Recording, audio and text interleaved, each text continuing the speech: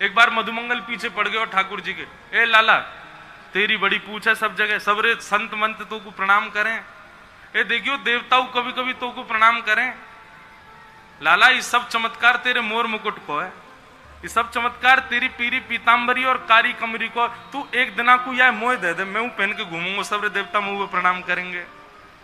ठाकुर जी बोले ये बाहर तो देखवे में सुंदर लगे, इनको धारण करवे के काजे खूब बल चाहिए। मधुमंगल बोलो लाला मैं हूं मधुमंगल नहीं, काउदना तो पहनूंगो। ठाकुर जी बोले जाकू धारण मत करियो नहीं तो पछतावेगो। एक दिन ठाकुर जी जमुना स्नान कर रहे, अपने वस्त्र आदि उतार के चले गए, सोई मधुमंगल ने जानी बोली जय सही समय ठाकुर जी की पीतांबरी पहन ली, सिर पर टेढ़ों से मुकुट बांध लियो और कमर में कारी कमरी लपेट करके और मधुमंगल त्रिभंग लली बन करके डोलन लगो। इतने में ही कंस के द्वारा भेजो गयो राक्षस केसी आ गयो और कंस ने वाकू बताए करके भेजी, बोले नंद नंदन की पहचान का, बोले मोर मुकुट पहने टेढ़ो सो, पीरी पीतांबरी पहने और ऐसी चाल चले, कभी तो लगे कोई छोरी चल रही है, कभी लगे नाना ही तो पुरुष ही है, ऐसी चाल है वाकई। और बंसी बजा तो चले टेढ़ो मेढ़ो सो। मधुमंगल डोल रहे हो, बोले अभी आवेंगे देवता मुझको प्रणाम करेंगे, अभी संत जन आवेंगे मेरे सामने लौट जाएंगे। इतने में सामने तो विशाल विकराल राक्षस केसी आ गए और केसी आकर के महाराज वो भागो मधुमंगल के पीछे। मधुमंगल अरे लाला बचाइयो, अरे लाला बचाइयो, लाला बचाइयो, देख का गए। ठाकुर जी जमुना जी स्नान कर रहे, ठाकुर जी ने देखी जे का एरो है, तभी देखी मधुमंगल दौड़ता हुए आ रहा हो, पीछे केसी राक्षस दौड़ रहा है। ठाकुर जी निकल करके बाहर आए, एक मुष्टिक प्रहार कियो, राक्षस को वध कर दियो। मधुमंगल बोलो लाला तू ही धरिया है, मैं ना संभाल सकूं भैया। तो ठाकुर जी बोले मैंने तो ऐसा सपनों देखो कि मधुमंगल श्रीधामा बड़े दुष्ट हैं, मेरो श्रृंगार करके मंदिर में खड़े है गए बहानों बना में। बंधुओं एक बात सुनना, ये जो श्रीनाथ जी का स्वरूप है ना, ऐसे ये एक ठाकुर जी नहीं है, ये श्यामा श्याम को मिलित स्वरूप है। जब रास विहार होवे तब श्री जी हमारी दोनों भुजा उठा करके नृत्य करें और रास विहार में ठाकुर जी दोनों भुजान को कटी पे धारण करके नृत्य करें, ये दोनों उनकी मुद्रा है। किशोरी जी ऐसे नृत्य उर्ध बाहु है कि नृत्य करें और ठाकुर जी कटी पे भुजा धारण करके नृत्य करें। नृत्य करते करते आज श्यामा श्याम इतने आनंदित है गए कि दोनों को चिन्मय स्वरूप एक दूसरे के समीप आयो और कटी पे धारण किए ठाकुर जी को बाम अंग किशोरी जी में और उर्द बाहु करी भई श्री किशोरी जी को दायनो अंग ठाकुर जी में मिलित है गयो, प्रकट है गए श्रीनाथ जी। ये श्रीनाथ जी, तो ये जो उठी हुई भुजा है ना, ये श्री जी हमारी किशोरी जी। या हमारे जब हमारे लाल जी को अभिषेक होवे ना, तो पहलो अभिषेक भुजा को किया जाए, श्री जी को करे।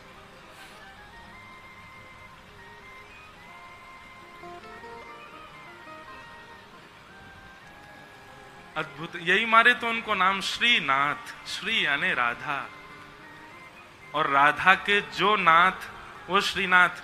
पर एक बात कहूं, ये अर्थ राजस्थान के लोग लगा रहे होंगे श्रीनाथ की राधा के नाथ, परम ब्रजवासी तो दूसरा अर्थ लगा में कहा, बोले श्री जी जाकी नाथ वो श्रीनाथ।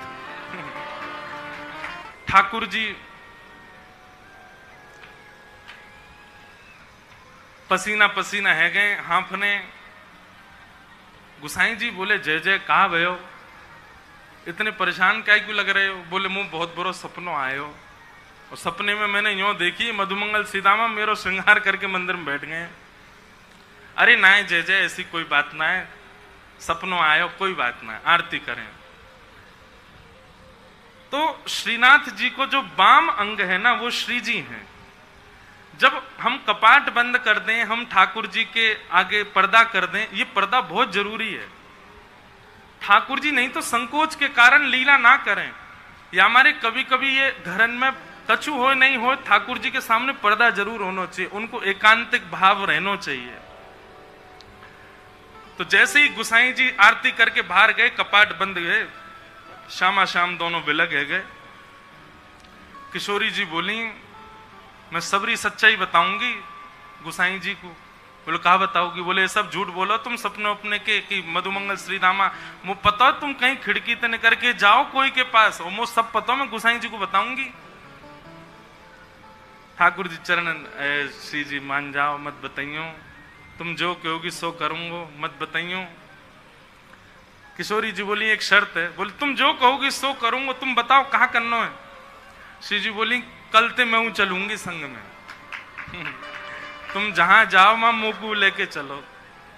ठाकुर जी बोले जे ना है सके। बोले चो ना है सके? बोले आप बड़ी बड़ी करुणामयी है, बड़ी दयालु हैं, मैं तो जाऊं बा बेचारे लोग भक्तन ते मिल मिला के आ जाऊं, उनके बेचारे इनके दीन दुखन को देख करके सब कुछ दे दोगी उन्हें, या हमारे मैं आपको अकेले छोड़ के जाऊं यहीं पर, आप मत चलियो। श्री जी बोली तो ठीक है, मैं गुसाई जी को बता रही हूं।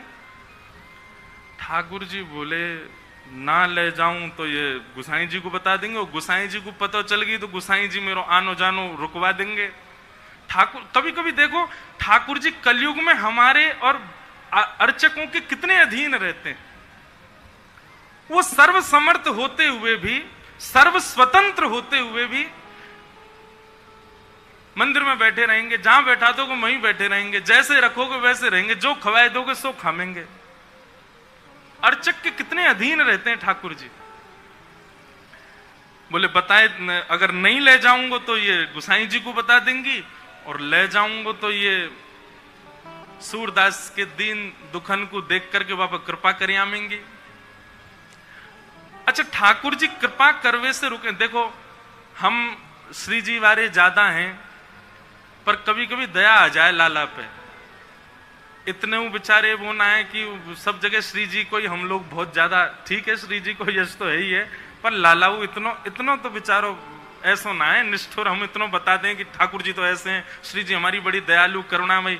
लाला भी करुणा में है, लेकिन लाला ने एक विचार करे, वो यूं सोचे कि भैया अगर मैंने कोई पर बहुत अनुग्रह कर दियो और अनुग्रह करके कृपा करके सर्व समर्थवान बना दियो, तो सर्व समर्थ है कि मुंह को भूल जाएगो, भजन नहीं करेगो। व्यक्ति भजन कब कर रहे हो? जब सर्व समर्थ नहीं है। ठाकुर जी के मैं सूरदास को नेत्र दे दूं तो सूरदास के भाव में ऐसा लगेगा जैसे खीर में नमक पड़ गई हो। अभी या को दिखूं ना हूं तो या हमारे इतने सुंदर भाव गावे, तलते दिखवे लग गए हो तो फिर भाव ने कम हो जाएंगे। ये बात निश्चित है।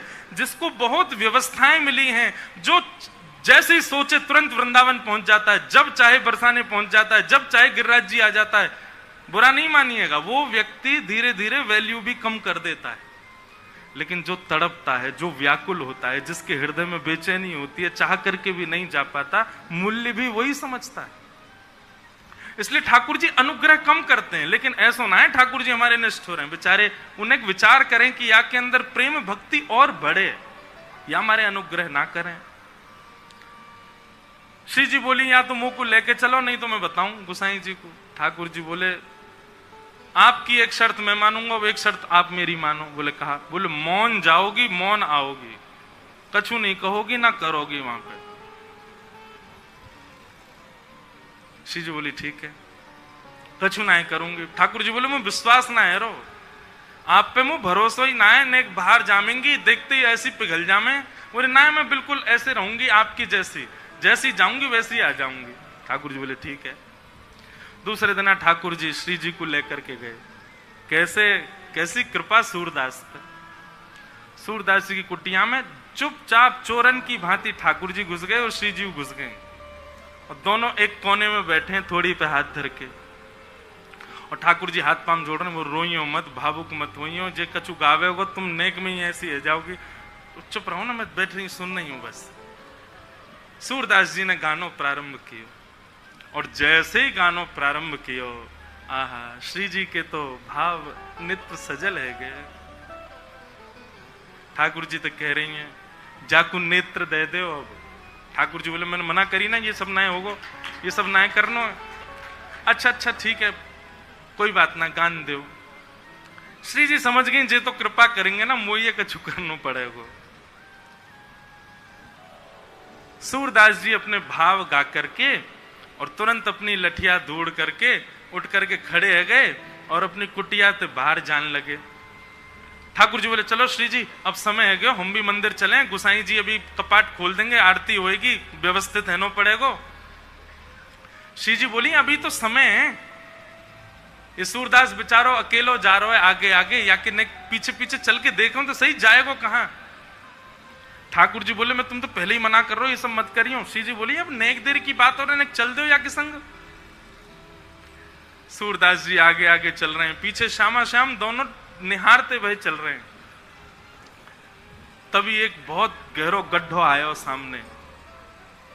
सूरदास जी जब गड्ढा की तरफ जान लगे, जैसे ही जान लगे श्री जी बोली अरे अरे जी देखो गड्ढा में गिर जाएगो, अरे याकू जल्दी जाके रोको। ठाकुर जी कह रहे नहीं श्री जी बिल्कुल नहीं, वाकू गिरन दो, अपने आप संभलेगो, तुम बिल्कुल मत जाओ। अरे तुम कैसे हो बेचारो, गिरवे वारो वाकू लग जाएगी वाके।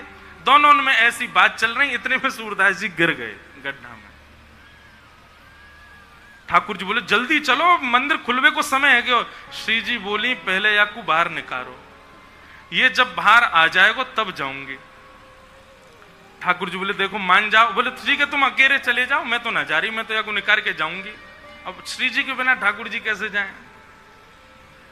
ठाकुर जी बोले मैं तो पहले ही मना कर रहा हूं, मत चलो, मानो ना हो, मैं तो जानू ना आपकी बातन ने, ऐसी कृपा कर दें कोई पे भी। बोले कोई पे भी। सूरदास बोले मैं जानू, पर अब यहाँ पे अभी कृपा ना करनी, कछु दिना और याकू ऐसे ही रहने दो। श्री जी बोली ना मुंह पे ना देखो जा रहो, अब ऐसा हो जाएगा या पे बिना कृपा किए गए तो श्रीनाथ जी के आधे नेत्रन में आंसू ही रहेंगे, श्री जी रुदन करती रहेंगे। बोले मैं सुख से विराजनो चाहूं, वाकई लिया पहले यहाँ पे कृपा करके चलो। श्री जी ने अपनी चुनरी दी और ठाकुर जी ने अपनी कारी कमरी वहां में बांध दी, और ऊपर से ठाकुर जी वह गड्ढा में चिल्ला के करें बाबा बाबा शब्द सुनते ही सूरदास जी के तो रोंगटे खड़े है गए। बोले जे कौन बोल रहा है। अरे कौन है भैया। अरे बाबा मैं हूं, यहीं पास के गांव का हूं, गोपाल। बोले अच्छा भैया कहा कह रहे हो। बोले आप गिर गए हो, मैं आपकी मदद कर दूं, बाहर आ जाओ। सूरदास जी बोले कैसे आऊंगा बाहर भैया, मैं तो बहुत गहरो गिर गए हो। ठाकुर जी बोले मैंने अपनो पटका डाल दियो बाबा, बाकू पकड़ लियो, पकड़ के ऊपर आ जाओ। सूरदास जी ढूंढने लगे, तभी हाथ में पटका आयो। सूरदास जी ने जैसे ही वो पटका पकड़ो, कारी कमरी पकड़ी और ऊपर चढ़ने लगे, तो नासिका के पास जाते वह कारी कमरी में थे ठाकुर जी के श्री अंग की सुगंध, जो आज सुवेरे सुवेरे श्रृंगार के दर्शन में श्रीनाथ जी में जो इत्र प्राप्त भयो, वह की सुगंधी और कारी कमरी की सुगंधी एक सी है। सूरदास जी बोले जे सुगंधी तो सुबह सुबह गुसाई जी ने दही मोए श्रृंगार के बाद, यह पटका में तो कैसे आ रही है। सूरदास जी के मन में संशय नहीं आया कि कोई और होगा, तुरंत विश्वास प्रकट हो गया श्याम सुंदर ही है। और मानो कमर कसले ही हो। बोले आज सूरदास छोड़ना ना है इनको, बड़ी मुश्किल से आए हैं, आज तो पकड़ना है।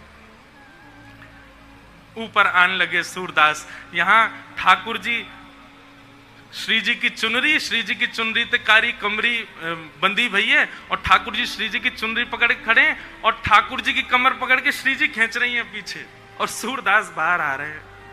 कैसी छवि, कोई चित्रकार हो तो बना लियो भैया। सूरदास ऊपर चढ़ रहा है, कारी कमरी पकड़ रखी है और गुलाबी चुनरी ठाकुर जी ने पकड़ रखी है, खींच रहे हैं, और ठाकुर जी को श्री जी खींच रही हैं। कैसी कृपा सूरदास। सूरदास जी जैसे जैसे बाहर आ रहे हैं, नेत्रन में आंसू आ रहे हैं, लेकिन पी रहे हैं। बोले आज भावुक ना होनो, आज तो चतुराई दिखानी है। और जैसे ही महाराज सूरदास जी निकल के बाहर आए, जानबूझ के सूरदास जी ने ऐसा नाटक किया कि मानो गिर गए हों, और जोड़ते आगे की तरफ गिरवे को भय। ठाकुर जी तो पीछे हट गए, श्री जी वहीं रह गई, जो श्री जी के चरणन में जाके गिरे, सोई चरण पकड़ लिए सूरदास जी ने। अब सूरदास जी के हाथ में जैसे श्री जी के चरण आए, ठाकुर जी ने श्री जी को हाथ पकड़ो, जोड़ते बोले पीछे हटो। अब पीछे श्री जी हटी तो श्री जी के पामन को नूपुर सूरदास जी के हाथ में रह गए। सूरदास जी ने चुपचाप छुपाए के यहीं धल लियो। ठाकुर जी बोले श्री जी जल्दी चलो, मंदिर खुले बारो, गुसाई जी अभी मंदिर खोल देंगे। श्री जी चलन लगी तो बोली जय जय। मेरे एक नूपुर की ध्वनि ना आ रही, कहीं गिर को दिख है। ठाकुर जी बोले दूसरा दिलवाए दूंगो, अब चलो जल्दी। श्री जी बोली ना, मुंह को तो वही चाहिए। ठाकुर जी बोले यही मारे ना लेके आ रहा हूं आपको। अब कहां गिर गए हो वो? पीछे मुड़ के देखिए तो सूरदास जी वह नूपुर को ऐसे कान से लगाए करके वह की ध्वनि सुन रहे हैं, देख तो सके ना है, वह की कोमलता को अनुभव कर रहे हैं।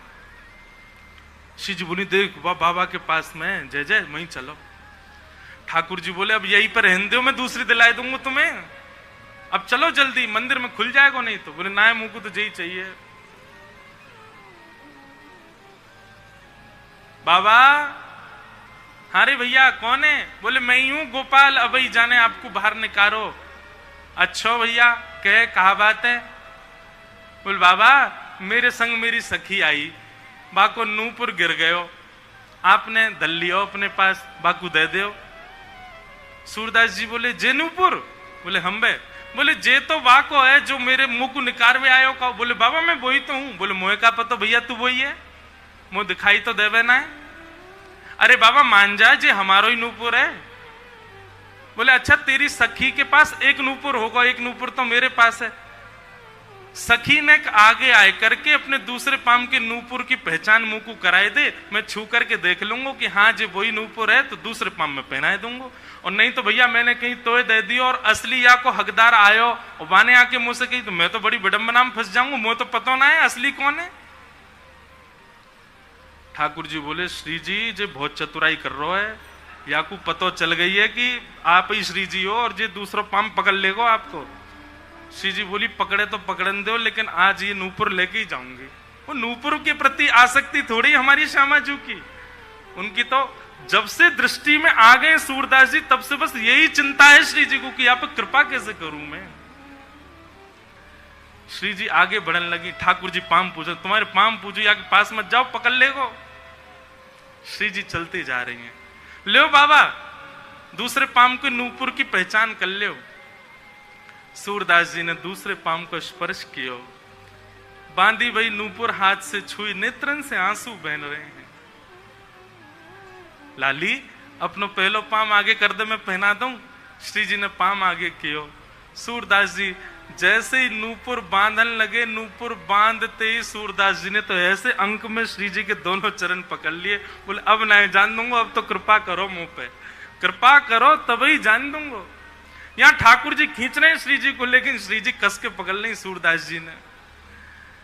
अरे बाबा छोड़ दे। बोले आज नहीं छोड़ूंगा, बड़े दनान में हाथ आए हो।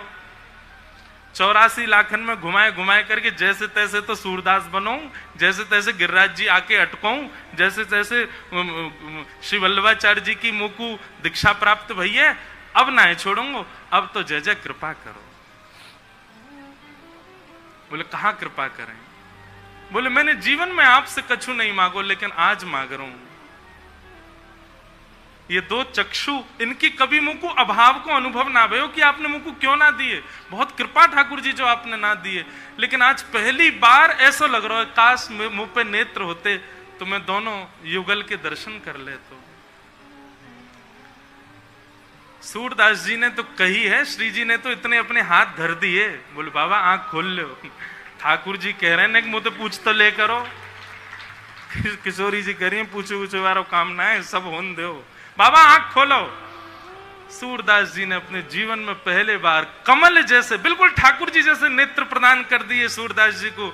जैसे ही नेत्र खोल करके देखो, आहा नव दुल्हे